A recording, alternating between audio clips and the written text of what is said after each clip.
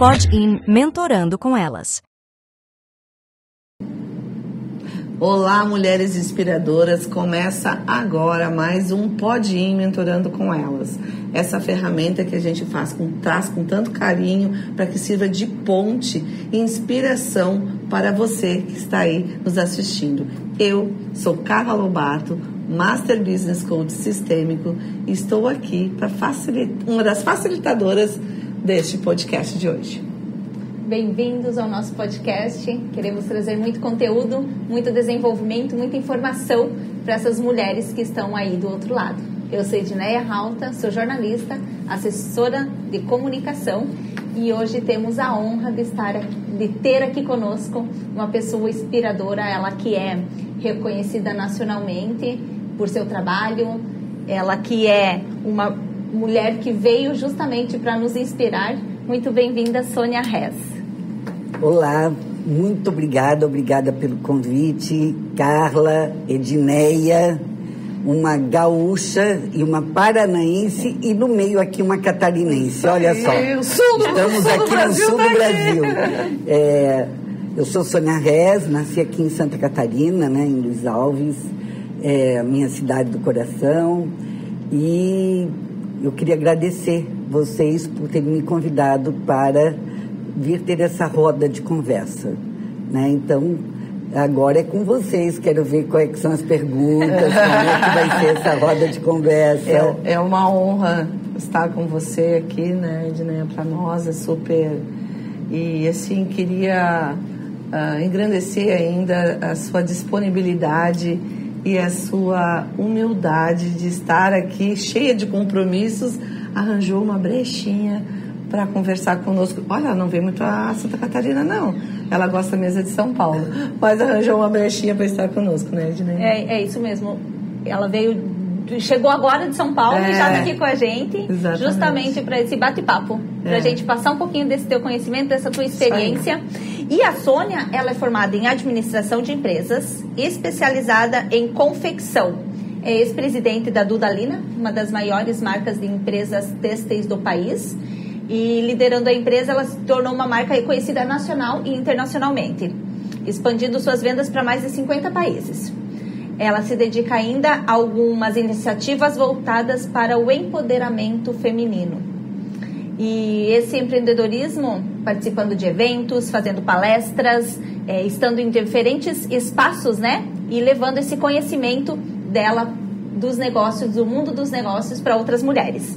Então, Sônia, para começar, como que você começou a tua carreira como empresária? Conta um pouquinho pra gente. Tá, então eu vou contar uma historinha, tá? E se alguém quiser saber mais, tem tudo aqui nesse livro chamado Estrelas Fritas com Açúcar. É um romance que se passa em Luiz Alves, uma cidade aqui de Santa Catarina, onde o seu Duda e a dona Adelina, meus pais, se conheceram, casaram, queriam ter muitos filhos, tiveram 16, e eles tinham um negócio de secos e molhados, né? Aquela venda que era até farmácia, porque no interior, né, era o bazar, era onde tinha de um tudo, né? De um tudo. Aí a gente chamava venda, né? Isso. E quando a minha mãe já tinha 6 filhos, eu sou a 6ª filha, e estava grávida do 7º filho. E o interessante dessa história é que a gente está falando com mulheres. O meu pai era um homem trabalhador, mas ele não era empreendedor. O empreendedor era a dona Adelina. E ela estava grávida do 7º filho, não pôde ir a São Paulo fazer as compras para abastecer. Era ele que fazia ou era? Não, os dois sempre era ela. Era ela. Só que ela estava grávida já para ter o filho. Sim. Então ele foi, como um bom poeta, ele comprou um tecido errado. E ela, como boa empreendedora, viu uma oportunidade. Contratou 2 costureiras, enranchou uma camisa e começa no quarto dos filhos, tirava as camas, as costureiras costuravam durante o dia, ela colocava na venda para vender, ela era muito boa vendedora, vendia, e assim começa então a camisaria do Dudalina. Então eram 2 negócios, né? A venda e a camisaria. depois disso, ela ainda teve esses 10 filhos. Né? Então, e eu brincava, né, com eles, porque eles sempre foram extremamente apaixonados, e por isso que eu sempre quis fazer o livro da história, o romance deles, né? Porque ela escreveu um livro, ele escreveu um livro em verso e prosa, ela escreveu um livro contando a história toda, e eu sempre quis fazer isso aqui, então, que é As Estrelas Fritas com Açúcar. E eu brincava com meu pai que ele era muito bom de fazer poesias e filhos, né? E a dona Adelina que coordenava isso tudo, fazia a gestão. Não, ele era um homem maravilhoso. E então, desde criança, quando você tem muitos irmãos, né? Nós somos 5 meninas e 11 meninos, você tem que se virar. Não tem espaço, não tem colo, né? Tem, mas não tem. Então, a minha mãe sempre dava deveres pra gente, o que tinha que fazer. Então, desde criança, eu sempre fui muito trabalhadora e obediente. Então, ali começa uma carreira que não estava desenhada, não tinha nada disso, né? Ô Sônia, essa questão do que aconteceu ali com o seu Duda, né? Que ele foi lá e comprou esse tecido que não estava na conta, né, dela. Isso acontece muito com com quem empreende. Eu digo, até estava falando hoje com a Edneia, que a gente está pronto para errar, a gente tem que estar pronto para errar. E esse erro, né, foi uma oportunidade para trazer uma empresa do porte que ficou a Dudalina, porque foi daí que começou. Como tu, assim, o que tu poderia dizer para trazer para essas mulheres, que habilidades que estão em volta disso tudo, dessa decisão, uma proatividade, um olhar maior? O que tem nessa habilidade aí que o empreender precisa? Ele precisa dessa habilidade que a dona Adelina teve. Olha, não tem segredos, né? Assim, o que foi? Foi acontecendo. Era necessidade. Ela queria que os filhos estudassem em bons colégios. Ela cuidava muito da família. Minha mãe talvez seja um dos únicos casos do mundo em que ela, mesmo morando em Luiz Alves, não tinha fotógrafo, não tinha nem farmácia, não tinha nada. Ela tem todos os 16 filhos, tem o seu álbum de foto, com 1 ano, com 2 anos, todos arrumadinhos, todos organizados. Ela levava todos para Blumenau, depois da festa, que tinha uma festa na igreja, então é onde ela comprava as roupas novas para os filhos. E todos têm uma história. Nós temos um livro onde conta a nossa história, com qual o peso de nascimento, qual o tamanho, o que ganhou de presente, o que o pai achava, o que a mãe achava. Então, assim, é uma história linda. Ela faz um tipo de anuário, até os 15 anos, quando ela nos dá isso de presente. Então, isso não é que ela fez para um filho, ela fez para os 16, trabalhando dia e noite. Eu lembro às vezes eu ajudava a colocar lá as fotos. Então, eu nunca via minha mãe reclamar. Crises, quantas crises que nós passamos. Não tinha energia em Luiz Alves, a energia caía o tempo todo. O que ela faz? Vai lá e compra um gerador. Sim. E eu lembro que meu pai dizia: Adelina, você está se endividando. Ela não tinha medo.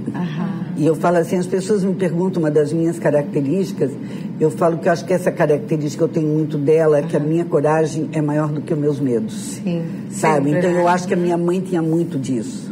Né? De ser muito corajosa e de ir em frente. Ela não...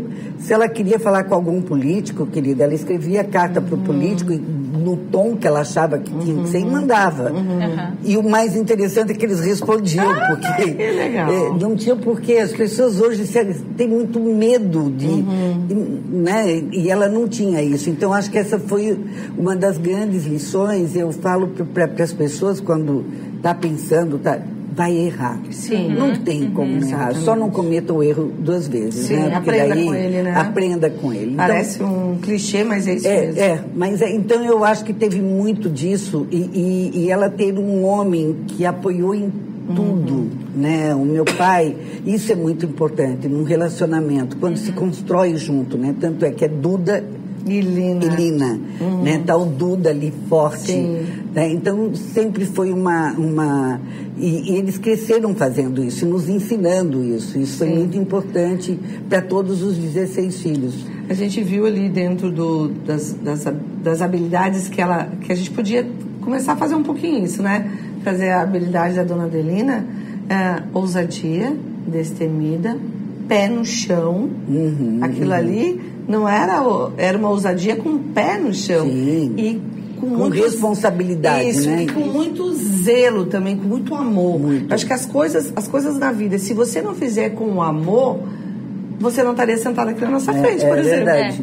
Entende? Porque é com muito amor, a gente tem uma intenção muito bacana para com o outro e para conosco também, né? Então, assim, essa questão de ser ousada, com o pé no chão, ter bom senso, acho que isso aí a gente vem com isso, vai se construindo isso, né? Isso é muito do feminino, né? Da mulher, do cuidado. Eu lembro da minha mãe, as embalagens das camisas eram tudo feitas com zelo. Assim, com muito...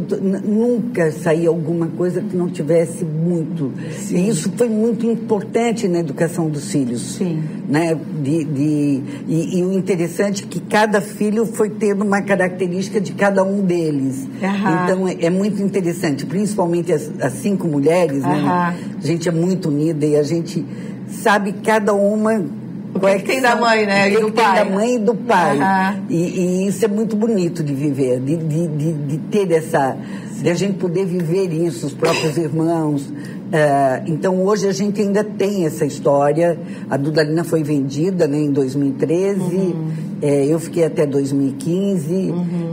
Era um momento difícil, era um momento que tinha que acontecer, porque o meu pai me pedia sempre que eu fosse a embaixatriz da paz. Também vai de ideia sobre isso hoje. E por que você acha que ele escolheu? Porque talvez eu que conseguia agregar mais todo mundo. Eu fui a primeira a sair de casa, eu fui a primeira a viajar. Então, quando eu fazia as pesquisas, eu levava um irmão junto. Então, eu sempre fui de organizar as festas, vamos dizer, né? E eu morei fora. Quando você sai do teu, ali do convívio do dia a dia e você vai para fora, as pessoas te olham com um olhar um pouco diferente, né? De mais maturidade e tudo mais. Então, acho que isso foi um fator bastante importante. Eu fiquei fora durante quase 7 anos. Você morou na Espanha, né? Não. Eu fui na Espanha fazer uma imersão. Quando foi fazer em confecção? E depois eu voltei, apliquei na Dudalina, mas a empresa da Espanha me convidou para trabalhar em Minas Gerais. Em Minas. Daí do morar fora, não é morar fora do Brasil. Não, morar fora do núcleo familiar. Trabalhar em outras empresas, né? Então, isso foi muito importante para mim. Eu acho que isso, não sei o porquê, o meu pai me deu essa missão. Até mesmo um ato de coragem, né? Sair ali daquele núcleo com 18 pessoas, né? Que vocês eram em 18... para ir para um lugar sozinha, buscar esse desenvolvimento. Muito bom, hein? Você tem quantos irmãos? Eu tenho 2. Então nós somos em 3. Então vai lá com cada 16 para ver como é que é fácil. Você quer mais, Mas foi muito bom, foi um crescimento ótimo. Isso, eu estava vendo que você falou que quando a sua mãe faleceu em 2008, foi isso? 2008.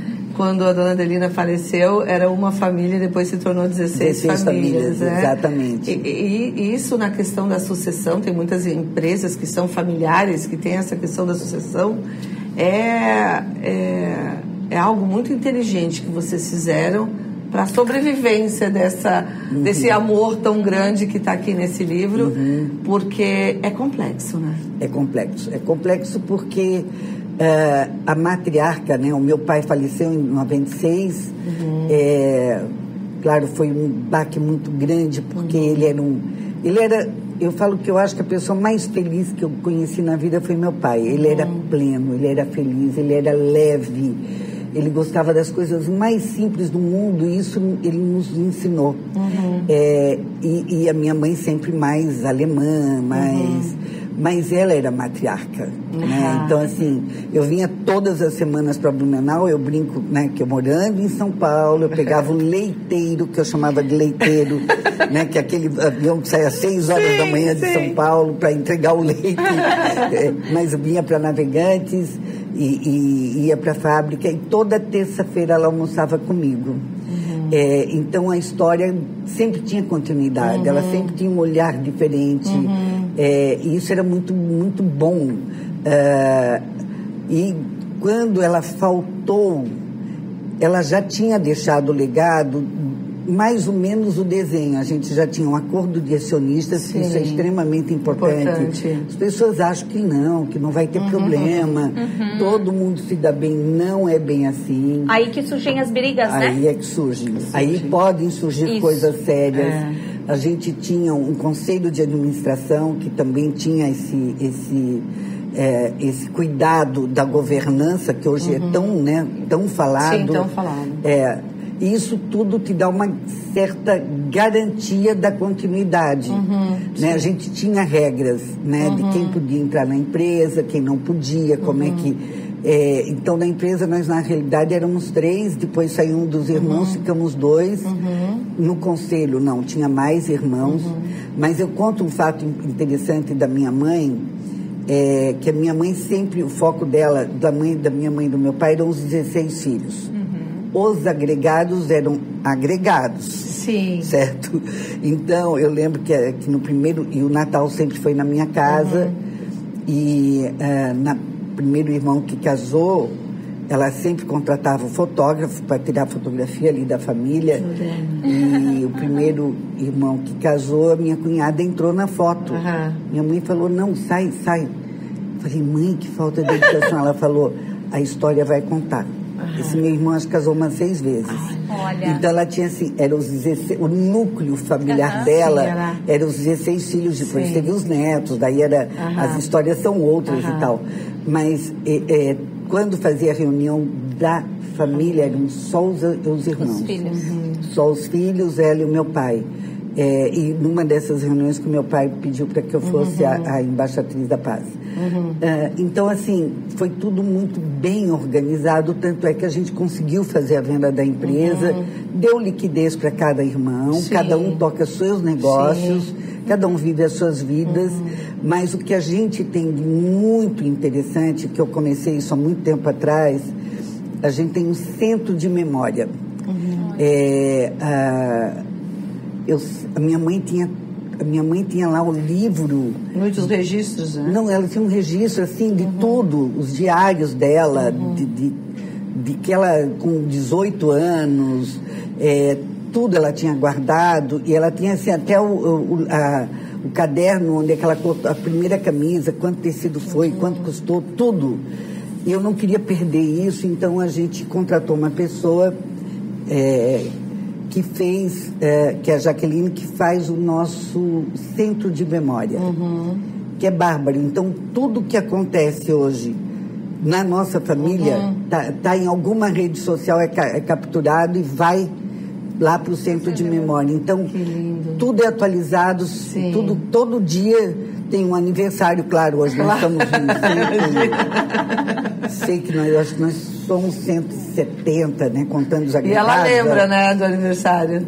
Ela lembra porque ela tem tudo, ela não tem nem que lembrar porque é tudo hoje dentro de um centro de memória.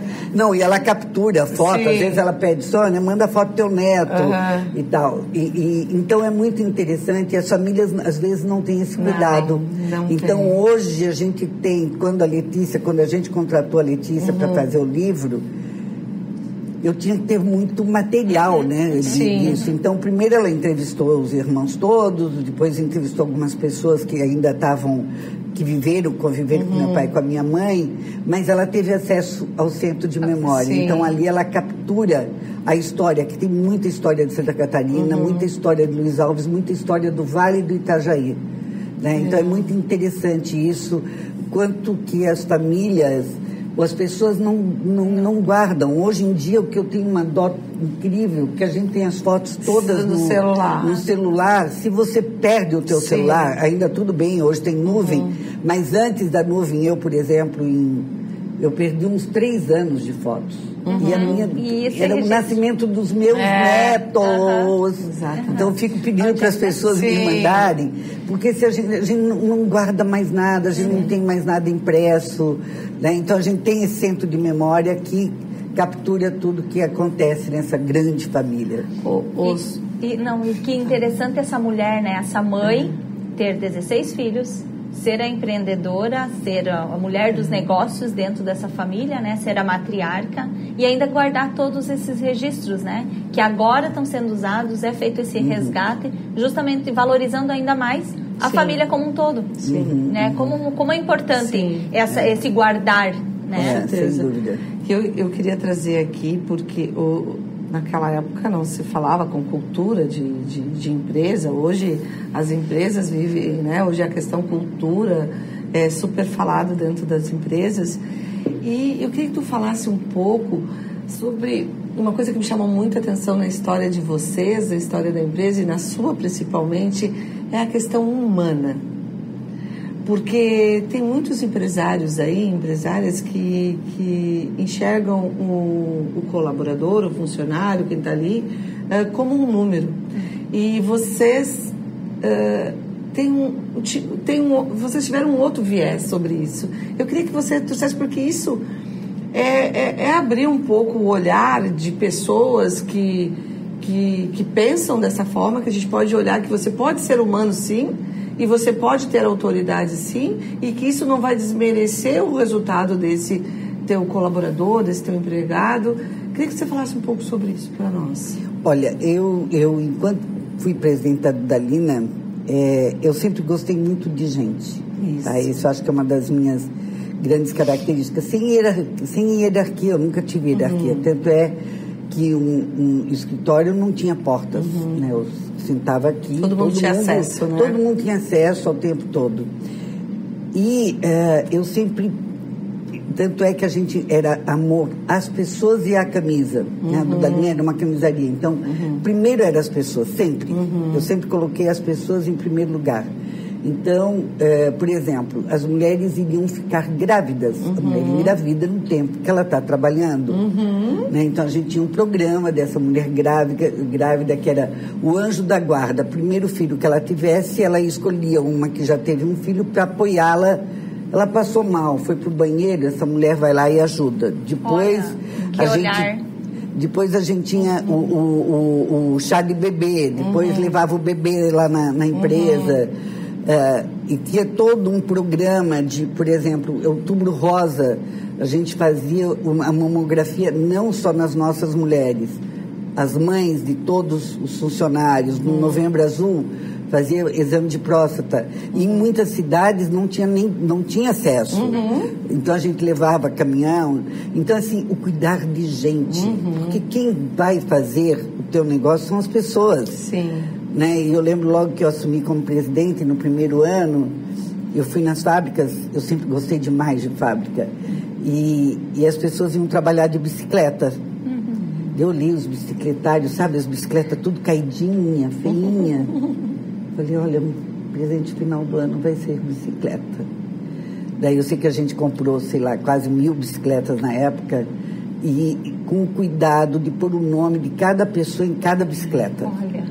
Então era uma delícia, né? Entregar as bicicletas nas fábricas, a gente cobria e cada um procurar a sua bicicleta. Eu saía com elas andando de bicicleta, pena que eu perdi a minha bicicleta, não sei onde é que foi parar.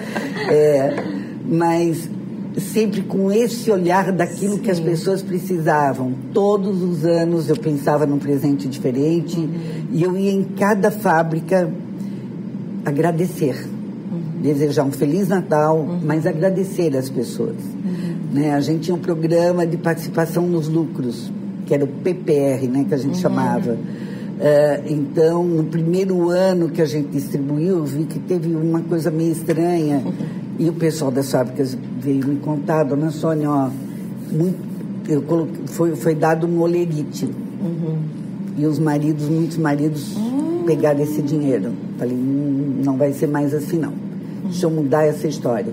Daí a gente bolou que era um dia qualquer que a gente chamava de Dia Feliz, Mas antes eu fui em cada fábrica falando, olha, esse dinheiro é um dinheiro diferente. Não é o salário. Isso é o que vocês participaram de construir a empresa, de dar lucro e tudo mais. Então, usem para fazer alguma coisa para vocês. Façam uma viagem, comprem alguma coisa. Mas não deixa que esse dinheiro seja usado que não seja para ser feliz. A gente criou um dia feliz. Então era legal porque a gente começava às 5 horas da manhã, então 5 horas da manhã cada diretor ia para uma fábrica, a gente fazia lanche, cantava, se trabalhava, mas ao mesmo tempo as pessoas entendiam que elas faziam parte. Então eu conto um caso aqui rapidinho da dona Gessi, que eu acho super interessante, que era faxineira, e ela, quando ela recebeu a primeira vez, eu sempre ia muito cedo para a fábrica. Ela veio e falou, dona Sônia, posso falar com a senhora? Eu falei, claro, dona Gessi. Ela falou, eu recebi o PPR, mas eu sou só faxineira, dona Sônia. Eu falei, mas a senhora é faxineira, a senhora deixa tudo organizado, a senhora faz o café, a Sandra é só secretária, eu sou só presidente. Ajuda aqui para que a gente dê lucro para poder distribuir. Eu quero reformar minha casa e tal. E a historinha continuou alguns anos. Sei que lá pelo 3º, 4º ano, ela sempre levava as fotos de como estava ficando a casa dela. Ela veio e disse, dona Sônia, ó, está quase acabando, mas eu preciso falar uma coisa para a senhora, viu? Eu falei, dona Gessi, o que é?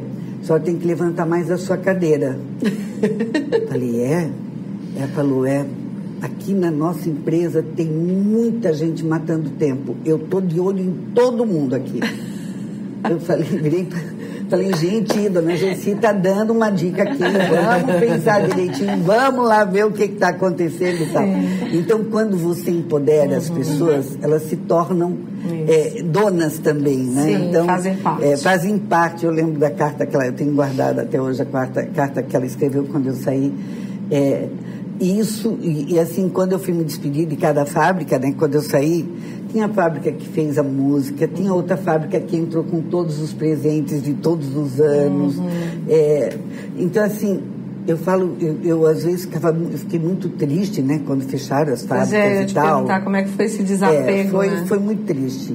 E depois eu fiquei pensando, né, porque eu falei, eu estava construindo um legado, mas eu construí um legado no coração das pessoas. É verdade. Então, é lindo isso, porque não tem quase nenhuma semana que não passe que alguém me ligue, que alguém me pergunta, que alguém pede um conselho, alguém que trabalhou comigo, ou quando encontram é aquele sorriso lindo, sabe? Sempre alguém tem alguma coisa para dizer, a senhora fez alguma coisa diferente na minha vida. Então, que legado mais importante que esse, né? Então, isso para mim todo o meu trabalho hoje, quando eu estou hoje, né, no Grupo Mulheres do Brasil, que eu acho que a gente vai falar, quando eu estou em vários frentes, né, como Amigos do Bem, que cuida de 150 mil pessoas no sertão, quando amar as pessoas, gostar de gente, eu acho que é o meu maior legado. Sabe? Eu acho que isso que me deixa feliz o tempo todo. Né? Quando eu sento, hoje eu estava em casa, almoçando em casa, então, quando eu sento na mesa com a minha faxineira, com o motorista, com a pessoa que cuida do meu cabelo, e a gente almoça junto e troca e conversa, para mim nós somos todos iguais. É isso aí. Eu adoro isso, cada um vai trocando, né? Então, a diferença ela é muito enriquecedora para todos, né? Para todos. E não tem hierarquia, eu não consigo enxergar. E eu acho que isso foi muito importante na nossa vida. A gente só está cumprindo um papel, né? Exatamente. E é mais do que gostar, né? É valorizar essas pessoas, né? Com um gesto de carinho, com o almoço, com o que... Essa tua admiração, esse teu trabalho aí foi que te levou para fazer parte de muitos conselhos aí e ser mentora? Olha, eu na realidade, eu tenho falado, hoje uma das minhas melhores amigas, né, as várias grandes amigas que a gente tem hoje, quando você tem um grupo como o Grupo Mulheres do Brasil, né, tem 30 mil pessoas, imagina, mais tem 30 mil mulheres no mundo todo.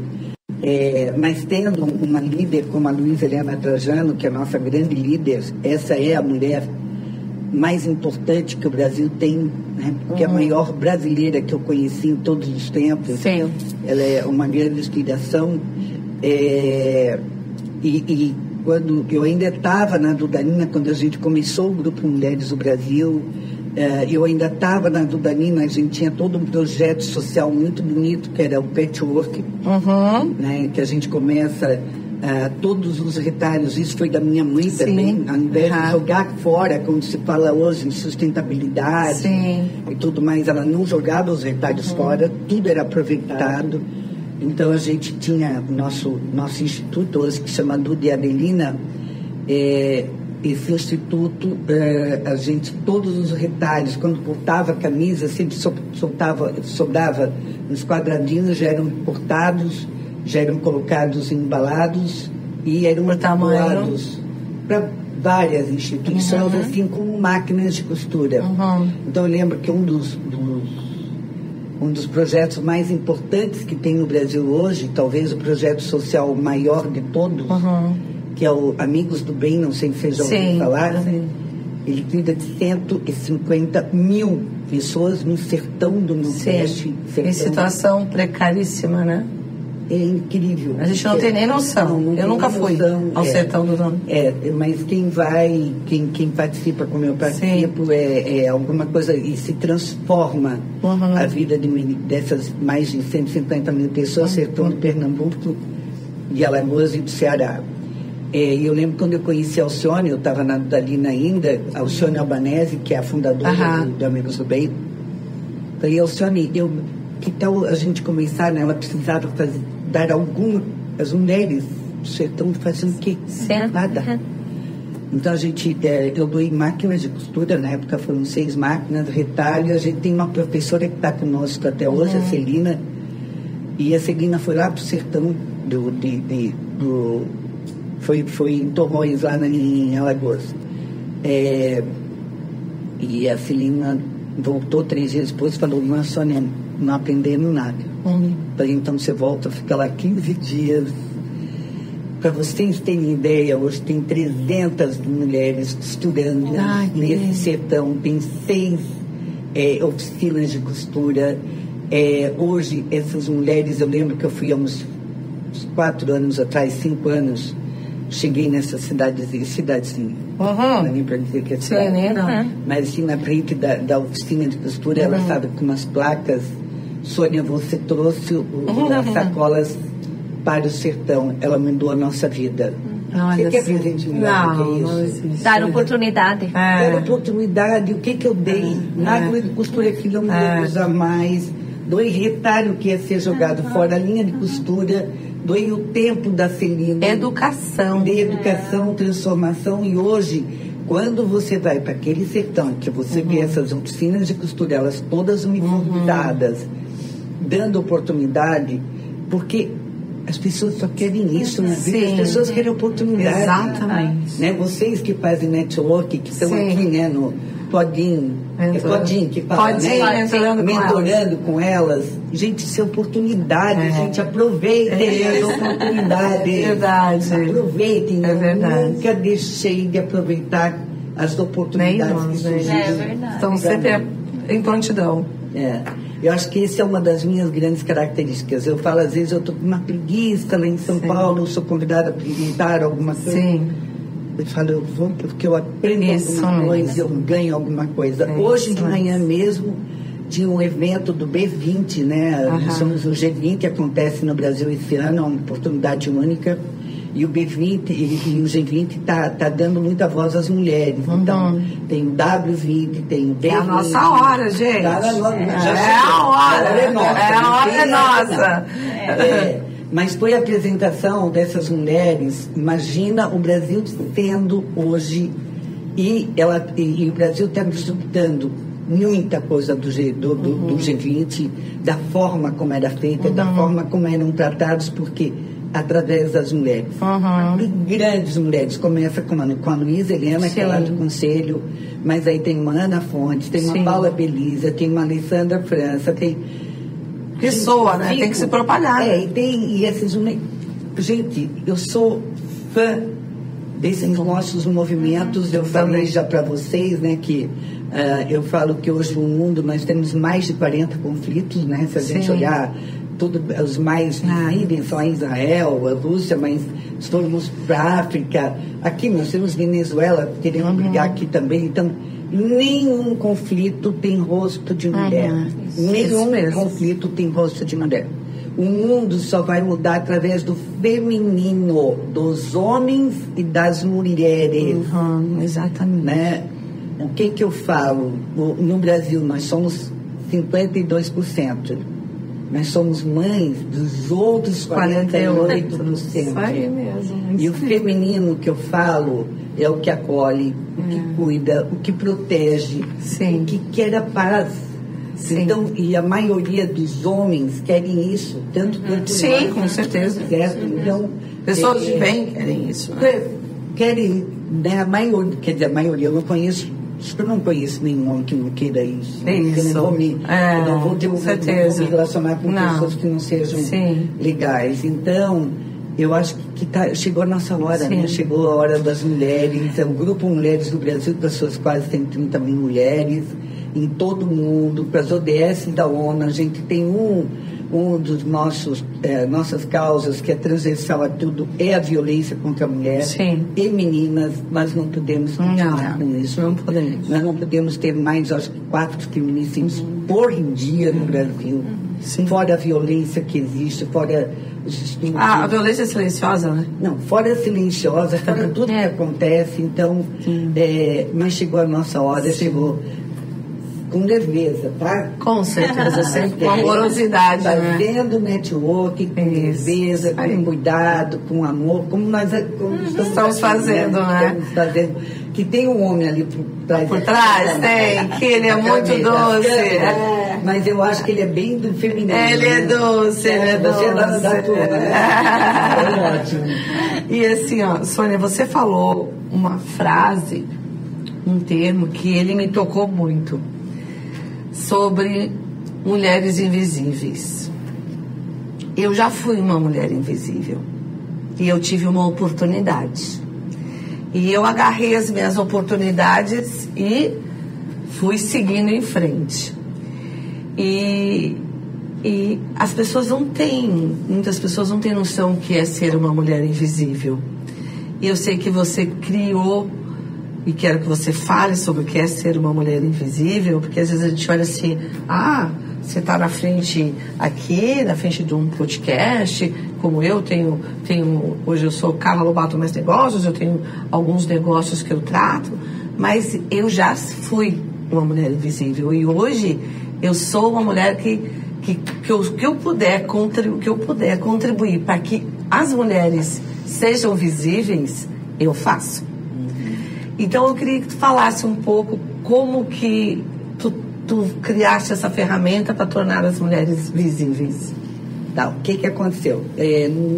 Durante a pandemia eu faço muita mentoria, tá? Tem programas muito interessantes, mulheres, que é o programa Women da Ernest Young, que eu sou mentora, que é bárbaro para mulheres empreendedoras. Tem o prêmio da Cartier, que eu já fui julgada, maravilhoso. Depois tu passa para nós os links que a gente coloca lá. E eu faço muita mentoria. Ontem mesmo eu fui num evento do Grupo Mulheres do Brasil, a gente chama 80 em 8, a gente quer em 8 anos fazer o que não fizemos em 80, através de mentoria para mulheres, também para conselho, para trabalhar esse level de empresas. Mas eu fui lá para outras mulheres. Na pandemia, uma garota que eu faço mentoria através da rede do Mulher Empreendedora, da Ana Fontes. Uma garota me ligou desesperada porque ela a mãe dela cozinhava, fazia marmitas no Rio de Janeiro e ela entregava de bicicleta. A pandemia acabou. Como? Não pode nem andar na rua, né? Não podia sair. E ela tinha só uma geladeira. E ela precisava comprar um freezer. Só que ela não tinha dinheiro, ela não tinha crédito, ela não tinha como comprar um freezer. Eu falei, gente, essa é uma mulher invisível, né? Nisso, eu era investidor e sou investidora num banco chamado Banco Pérola, que é um banco do microcrédito. me ligou a Andréia e a Alessandra falando, Sandra, tem um dinheiro para te devolver. Eu perguntei, escuta, a gente pode transformar isso em um microcrédito para mulheres invisíveis? Eu acho que sim, nós somos um banco, um banco digital. Resumindo a historinha, resumindo, fazem 4 anos, daí eu ligo para uma amiga, o nome que eu ia colocar era Vai Passar, mas isso é nome de escola de samba, né? de microcrédito. Mas resumindo, daí a amiga ajudou, criou o nome Fundo Dona de Mim, e a gente começa. Só que daí eu precisava verba, dinheiro. Daí liguei comecei pelas minhas irmãs, pela Luísa Helena, claro, era Mulheres do Brasil, Fundo Dona de Mim, do Grupo Mulheres do Brasil. E fui buscando, né, ligando para as mulheres, falando, escuta, você não vai comprar uma bolsa, você doa esse dinheiro lá para o Banco Pérola para a gente fazer. Resumindo, a gente começa o Fundo Dona de Mim. Totalmente assim, não tinha nem ideia. Daí eu dei, pensa bem, tem lógico que eu... Sim, tu queria contribuir, né? Não, mas assim, sem pensar 9 meses de carência, que tem uma gestação. A pessoa esquece de pagar, né? Claro, eu sei que elas esquecem. Mais 15 meses para pagar. Então, assim, mas tudo foi muito emocional. Nós estávamos todos muito emocionais. Então, a gente começou isso, no começo foram 300 mulheres, foi indo, daí eu fui melhorando, olhando... Ajustando.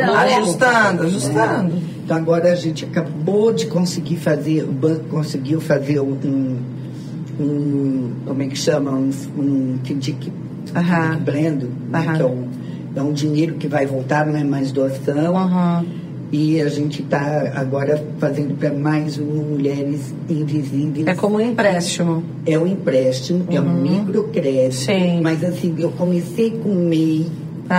Não gostei desse negócio de MEI, porque é o CNPJ. Eu gosto de CPF, porque o CPF você cuida mais do CNPJ. Tá, então, fomos para a CPF. Começamos, eu comecei o primeiro grupo que eu fiz, muito inspirado no Yunus, tá? Yunus, que é o banqueiro dos pobres lá de Bangladesh. Daí eu fui lá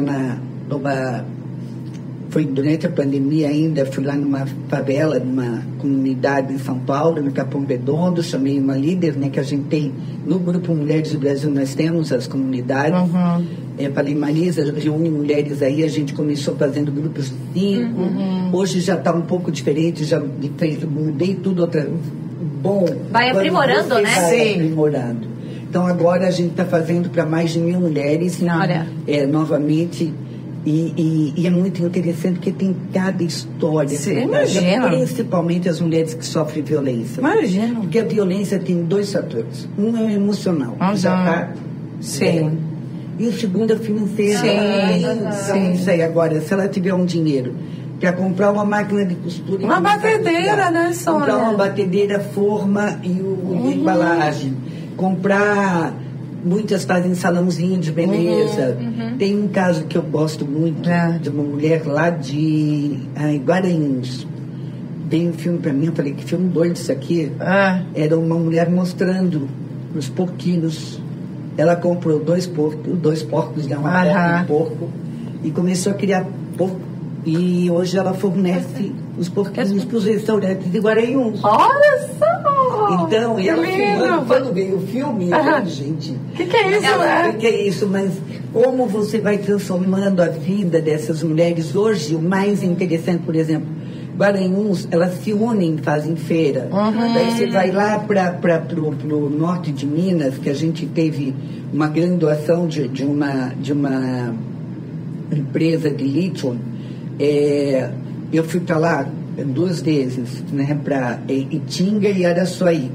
Eu lembro que a primeira vez que eu fui, as mulheres tudo triste e tal, daí começamos todo o trabalho, a doação, né, que veio dessa empresa, de uma mulher do Brasil, da Ana Cabral, Gente, na segunda vez que eu fui, 6 meses depois, as mulheres estavam todas empoderadas, cada uma do seu negócio, vendendo os produtos e tal.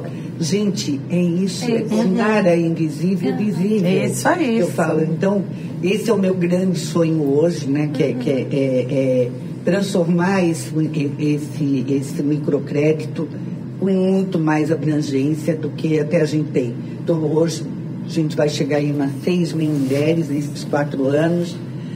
Mas o triste é que os bancos poderiam fazer isso. Sim. Só que não fazem, preferem pagar multa, porque fazer microcrédito é caro, fazer microcrédito é difícil. Trabalhoso. É trabalhoso. E assim, para elas receberem um crédito hoje, elas têm que ser mulher do Brasil, elas têm que fazer todo no mandato, porque é tudo feito legal. O banco é um banco que está na CVM. Então, tudo tem que pagar. Eu falo que crédito é acreditar. Eu acredito. Tem que devolver o dinheiro para esse dinheiro. Claro. Movimentar. Quando o meu negócio estiver funcionando, eu vou devolver para que outra tenha oportunidade de usufruir desse mesmo recurso. Tu tens uma história dessa, né? Que a pessoa, sobre a questão da cesta básica, não era? Não. Que a pessoa dizia que agora eu não preciso mais. Não tem. Verdade, ela tem essa história. Essa comunidade que teve algumas mulheres que elas recebiam cesta básica, foram lá e devolveram e falaram: olha, agora pode dar essa cesta básica para outra mulher, porque eu já estou agora, já sou independente. Então, é como a minha uma realização, começou, né? Como a maioria, você mesmo falou que você era invisível, você foi atrás. Todo mundo tem um dom. Sim, todo mundo tem um dom. Eu não tenho, eu gosto de cozinhar, por exemplo. Talvez me virasse fazendo marmita. Agora, não me mande fazer um bolo desenhado, porque vai sair um design. Então, cada um tem esse dom. E o lindo disso, a minha cabeleireira, na época, minha manicure, ela me ligou dizendo: dona Sônia, eu estou fazendo crochê,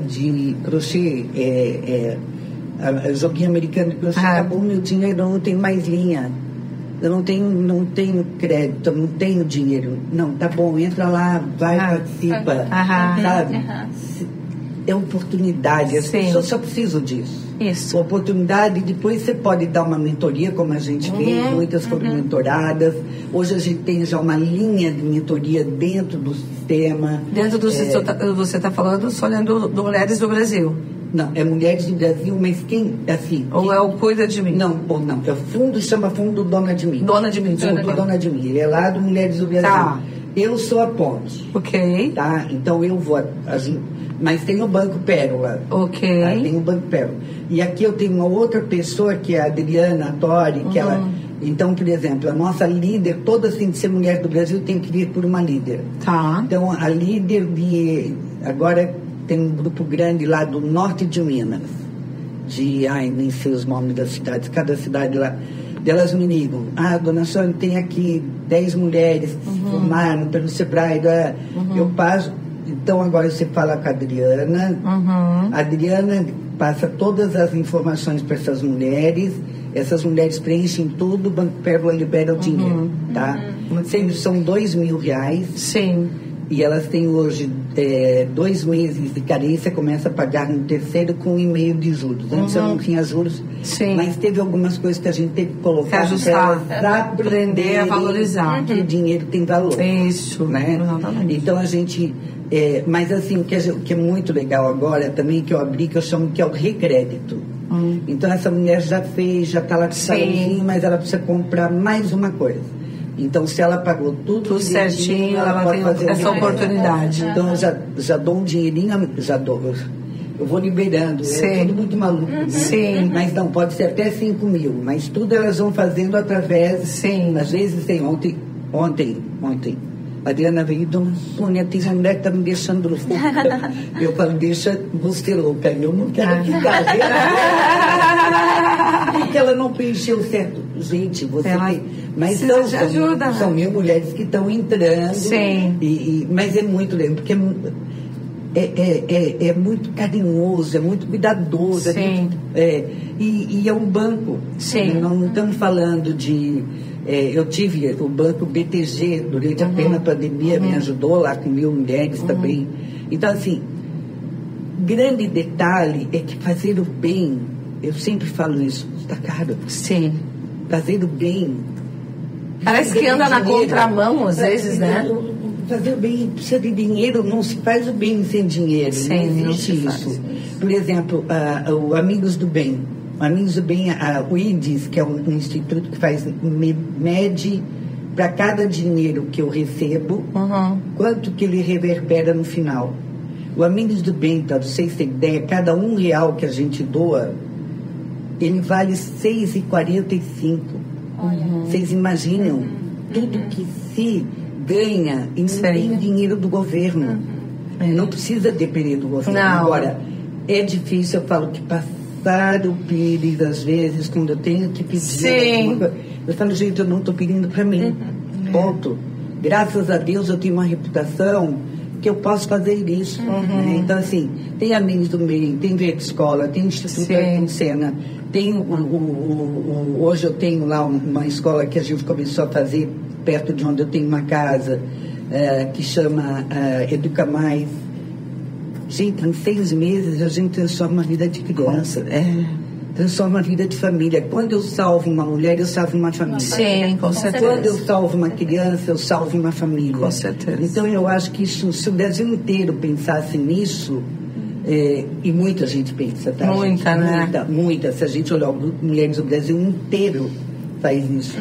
A gente mudaria esse mundo muito mais rapidamente. Ô, Sônia, e o que é para você ser vice-presidente do Mulheres do Brasil?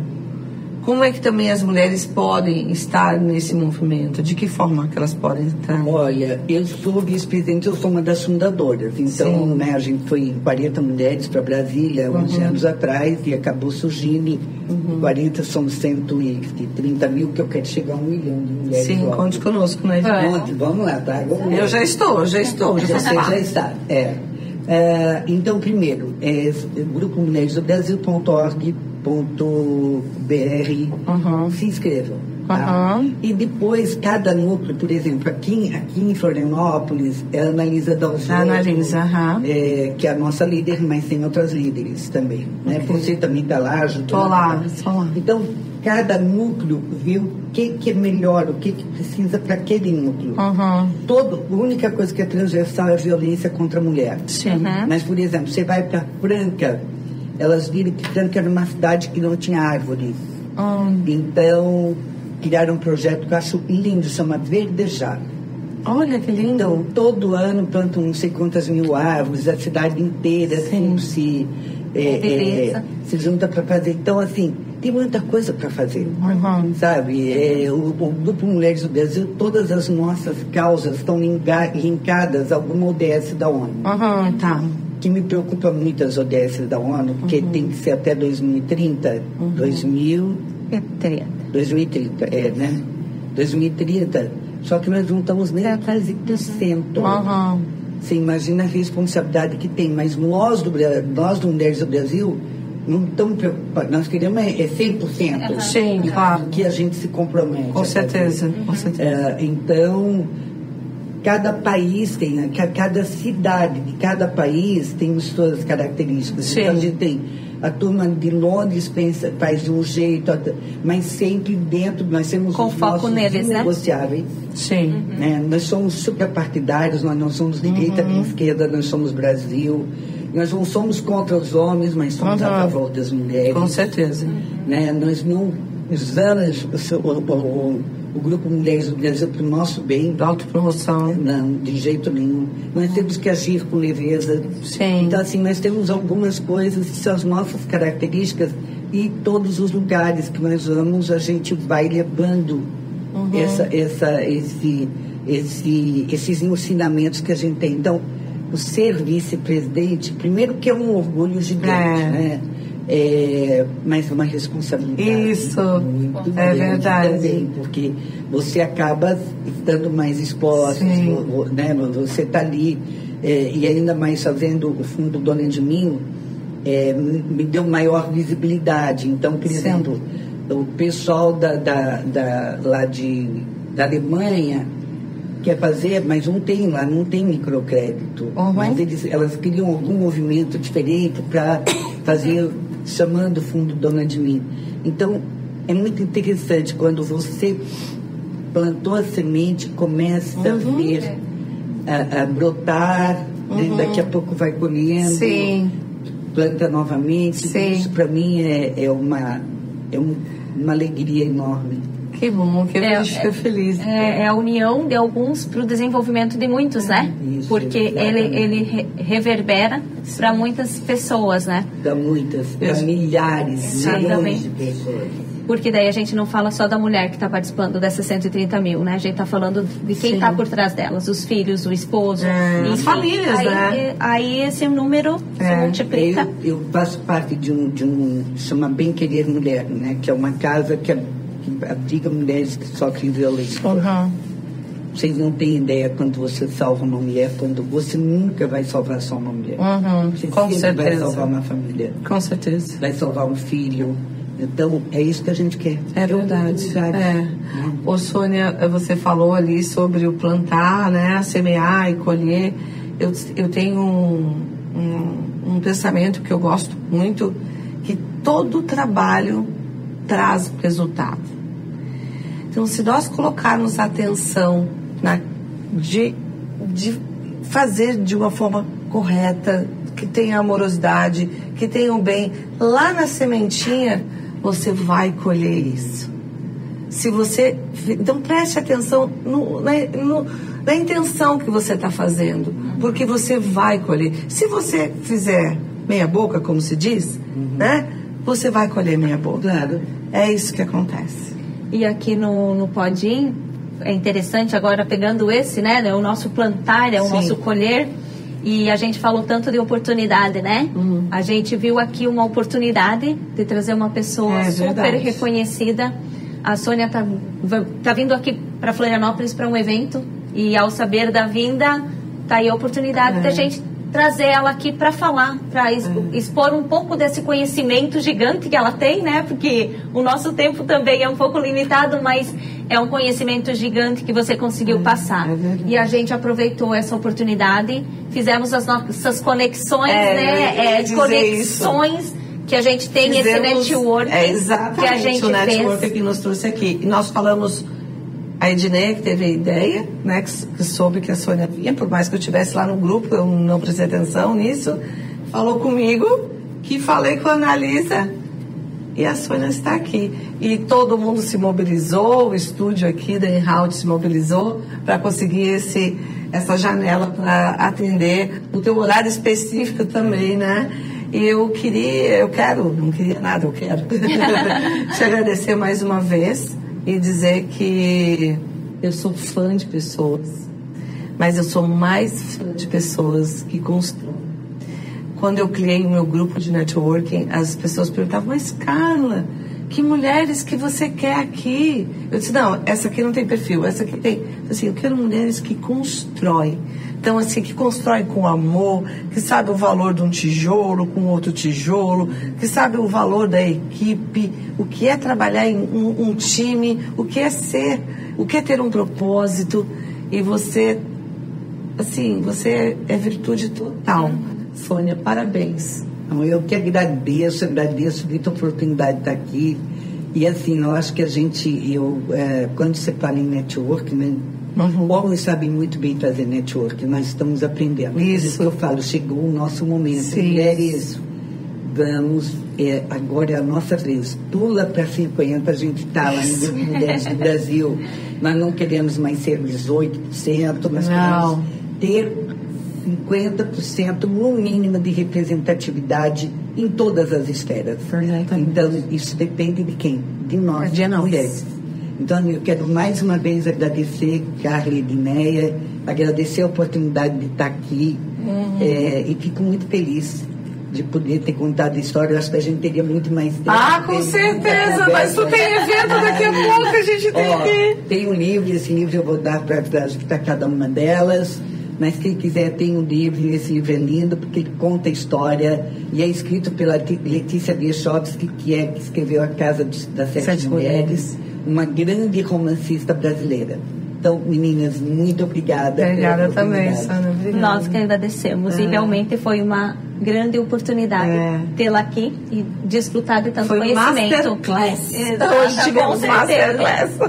E falando em oportunidade, quais são as oportunidades que estão na tua frente e que você não está aproveitando? Ou que está passando assim batido? Dá uma olhadinha para as oportunidades. Nós vamos inclusive deixar aqui no nosso descritivo os links de algumas oportunidades que a Sônia vai nos passar de estarem no Mulheres do Brasil, exatamente, porque essas são oportunidades que todas podem ter acesso. E como a moça, a mulher que usou, pegou 2 porquinhos porque ela tinha um espaço para criar 2 porcos, talvez era o único espaço que ela tinha, era a única coisa que ela poderia fazer naquele momento, e ela conseguiu empreender com os porcos. Talvez a gente tenha que olhar um pouquinho mais para as nossas oportunidades e desenvolvendo e construindo isso. E sempre lembrando, né, de agradecer aí as nossas apoiadoras, as nossas parceiras, a Jana Vieira, da Personal Beauty, e o Estúdio Hair e Design da nossa querida Cris. Muito obrigada por estarem aqui. O pessoal da In-Out, que sempre está com a gente aqui esse gravando. Estúdio maravilhoso, né? Nesse nosso estúdio, exatamente. E até a próxima. Até a próxima.